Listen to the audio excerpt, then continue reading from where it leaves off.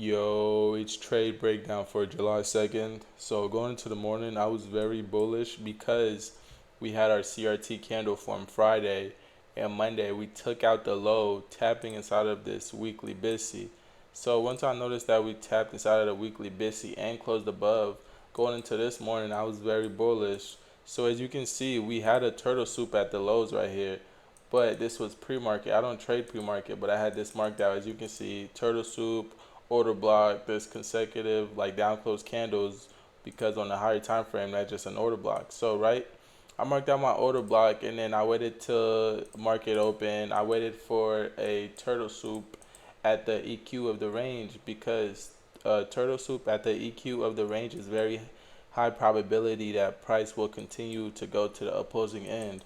So I waited for my turtle soup at the EQ, and as you can see, we had it right here. We had turtle soup right here with our order block. And look, we closed above the order block. And then I got in a little bit like way too early. It was way too early. I kind of got impatient a little bit, but I had my stop right here at this low, this fair value gap right here. So I had my stop right here. I was in drawdown for a little bit, but I held through. I thugged it out.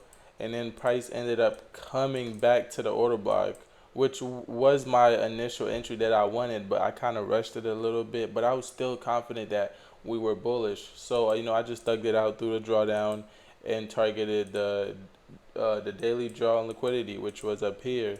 As you can see,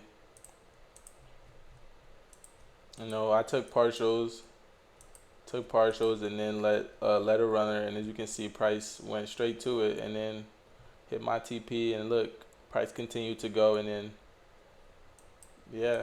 But let me know if y'all have any questions in the comments.